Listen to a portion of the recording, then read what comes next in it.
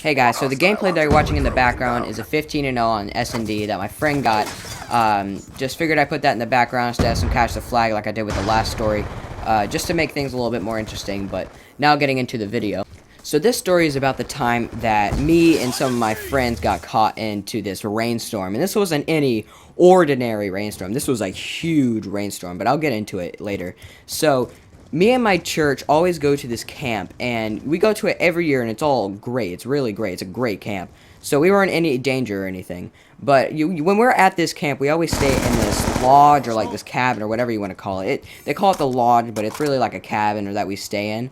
And so one night, our entire cabin, all the boys' cabins, we all decided that we were going to try and like go out and really camp in tents one night. And it was going to be all fun and stuff. It seemed, because once we got there, it was a long hike. Like, we had to carry all of our stuff, and it was bad. It was like the second to last day too. So we had all of our clothes, all of our deodorant, all of our toothbrushes, and everything like that. So we were walking over there. It was all great. Once we got there, we cooked these little things. They called them mountain pies. And so it was 2 pieces of bread. It was pretty much like a pizza pie, pretty much, or like a pizza sandwich or something. And we like toasted it in the fire. It was great. It was probably one of the best meals I've ever had in my entire life. But so we were about to go to sleep, right? It was getting really late. We were all like delirious because we had like hiked all the way up there. We were all really tired. And so we all knew that it was going to drizzle a little bit. We didn't think it was going to be too bad. And so we all left our shoes outside, and we knew that they were going to get a little bit damp, but like I said, it was the second to last day, so it really wasn't that big of a deal. And so once we all started going to sleep, like, we got all of our pillows and our sleeping bags, and we set up the tents and everything. We split up into groups, and my group was with 3 other guys. And so we all started trying to go to sleep. And like I said, we only thought it was going to drizzle a little bit. So, like, we didn't really think about, like, really hatching the flaps on the side of the tent. So, I got woken up. I think I fell asleep for, like, sorry for that stutter. I think I fell asleep for a good, like, 5 minutes before I got woken up again. And this was because the thunder had started. And so it wasn't raining that hard yet because we could only hear the thunder in, like, a little bit. So, I laid my head back down, but at this point, I couldn't go to sleep. And so one of my cabin mates, he was pretending to be asleep. Another one was, like, in shock or something. I don't know what was wrong with him. Another one was actually asleep. He was, like, dead, like a rock. And so it was my job once the rain started pouring down. And I mean, like, pouring down as in, like, it was coming in sideways. Like, if you held a bucket outside for 1 second, you'd be able to get a gallon of water. And just, it was ridiculous. And so it started pouring in. I was in the corner of the tent, so it was literally only hitting me, of course. And so I get up in the middle of the night to close these flaps. One of them closed nicely. I had to, like, dodge this guy who was asleep, and one guy was, like, pretending to be asleep. I don't even know if he was asleep or not. But at that point, I didn't even care. So I started trying to dodge them a little bit, and so eventually I got to the flap, and it took forever, or at least it felt like forever. You know, in the middle of the night, once you do anything, like, even if you, like, try to go to use the restroom in the middle of the night, it takes, like, or it doesn't take forever, but it just, like, it feels like forever because everything's just asleep, and you have to be quiet, whatever. But, so I finally got those 2 flaps closed, and it was, like, one was actually pretty hard to get closed because the zipper was, like, all wet, and just, it was just bad.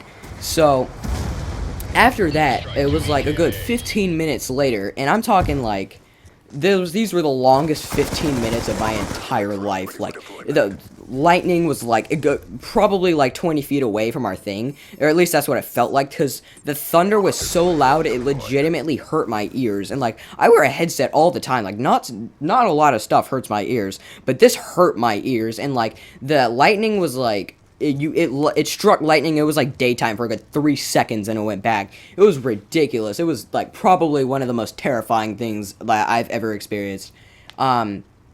So we were walking. We weren't walking yet, but our cabin, like, leader, I guess you could say, he came to our tent. He was like, "Yo, we have to go. There's a van waiting for us. We got to go right now." And so I started getting up everybody, and we were just taking all of our stuff back, like, we were taking it, like, over our backs pretty much. And so this path back to the van was a good, like, half-mile long or something like that. And so we were carrying all of our stuff, and it was awful, to be honest. It was, like, a terrible, terrible situation. And so when we were about halfway, like halfway down the path or something like that, the guy turned us back because there was not enough room in the van for all of our stuff to be in there. It was, oh my gosh, dude. At that point, I was like half pissed off, half like just in shock of what was happening, because the rain at this point was like, if you held your arm out as far as you possibly can, you wouldn't be able to see your hand. That's how much rain was coming down at the moment. And so we had to go back, put all of our stuff back in. Remember, this is all of our clothes for the next day, our deodorant, everything. And so at this point, I'm dragging my friend that was, like, asleep. He was, like, practically over my shoulder. Not really, but that's what it felt like. And, so we were, like, stumbling down this path. I had to, like, catch him from falling. And we eventually got to the van. And at this point, we're all, like, out of breath. We're wet. We're, like, just tired because the previous day, remember, that we had walked, like, a good 30 minutes to the frickin' outpost and where all the stuff is, or where the campsite is.